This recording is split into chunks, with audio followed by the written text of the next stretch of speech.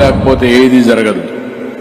ఒక లైటింగ్ కావచ్చు, ఒక ఇంటికి కావాల్సిన పరికరాల ఫ్యాన్ కానీ, ఏసీ కానీ, ఇంకొక పక్క ఒక వ్యవసాయానికి కానీ, ఇంకా రాను రాను మీరు చూస్తే పరిశ్రమలు కానీ, కమర్షియల్ కానీ, ఇంకా మళ్ళీ రాబోయే రోజుల్లో మీరు చూస్తే ఎలక్ట్రికల్ వెహికల్స్ కూడా వచ్చేస్తున్నాయి.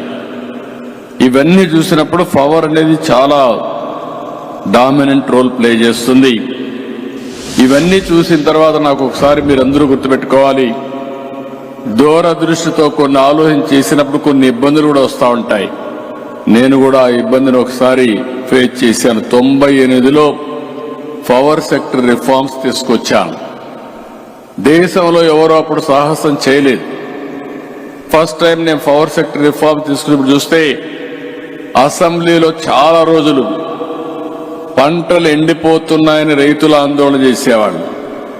పరిశ్రమలు నడపలేకపోతున్నామని ఎక్కడికక్కడ పరిశ్రమలు మూసేసేవాళ్ళు. ఇంకొక పక్క ఇండ్లకు కూడా కరెంటు రాకుండా లో వోల్టేజ్ వస్తుందని బల్బులు గాలిపోతున్నాయని బాధపడేవాళ్ళు. అవన్నీ ఆలోచించిన తర్వాత ఒక రిఫార్మ్స్ తీసుకొచ్చాం. ఆ రిఫార్మ్స్ తీసుకొచ్చాం కాబట్టి దేశంలోని మొట్టమొదటిసారి పవర్ సెక్టర్ రిఫార్మ్స్ తీసుకొచ్చిన పార్టీ తెలుగుదేశం పార్టీ అని చెప్పి కూడా నేను మీకు తెలియజేస్తున్నా. దానివల్ల దేశానికి ఒక ఆదర్శమైంది. ఈరోజు పవర్ సెక్టర్లో మీరు చూస్తే 2004కే మన సర్ప్లస్కి వచ్చాం. ఆ తర్వాత కూడా చాలా వరకు ఎప్పటికప్పుడు మనం ముందుకు పోయాం. కానీ తెలుగుదేశం లేనప్పుడంతా మళ్లీ కరెంటు కోతలు వస్తున్నాయి. మళ్లీ ఈరోజు ఎన్డీఏ ప్రభుత్వంలో మీరు చూస్తే ఏమాత్రం మనం లేదు. భవిష్యత్తులో నెంబర్ 1 రాష్ట్రంగా తయారు చేసే బాధ్యత మేము తీసుకుంటామని చెప్పి కూడా నేను మీకు తెలియజేస్తున్నా. 2016లో మీరు ఒకసారి చూస్తే వరల్డ్ బ్యాంక్ అయితే ఏపీకి మొదటి ర్యాంకింగ్ ఇచ్చారు, మొదటి స్థానం ఇచ్చారు. ఆ రోజు Andhra Pradesh state energy conservation mission పలు అవార్డులు వచ్చాయి, గుర్తింపులు వచ్చాయి. ఆ రోజే ఉజ్వల పథకాన్ని మొదటిసారిగా మన రాష్ట్రంలో పెట్టి 2,20,00,000 ఎల్ఈడి బల్బులు పంపిణీ చేశాం. ఎనర్జీ ఎఫిషియన్సీ ఫ్యాన్స్ అయితే 3,23,000 ఇచ్చాం. 1,48,000 ట్యూబ్ లైట్లు ఇచ్చాం.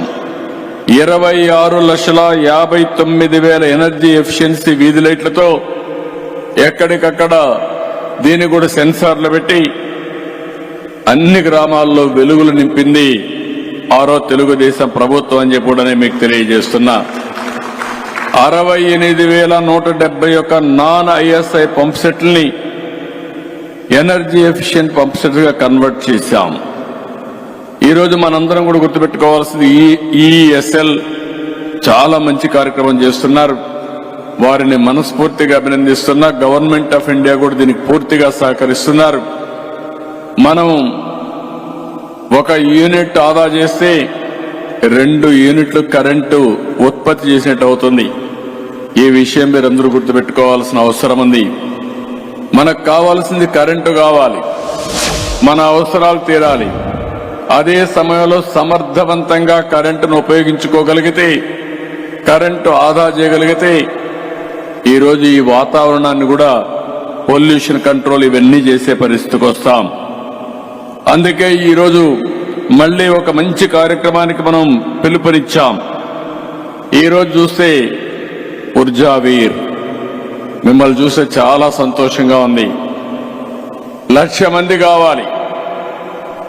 15 రోజుల మునిపే మీకు పిలిపించారు. ఆన్లైన్లో ట్రైనింగ్ ఇచ్చారు. 12,000 మంది రిజిస్ట్రేషన్ చేసుకున్నారు, ట్రైనింగ్ తీసుకున్నారు. కొంతమంది ఆపరేషన్ కూడా స్టార్ట్ చేసేశారు.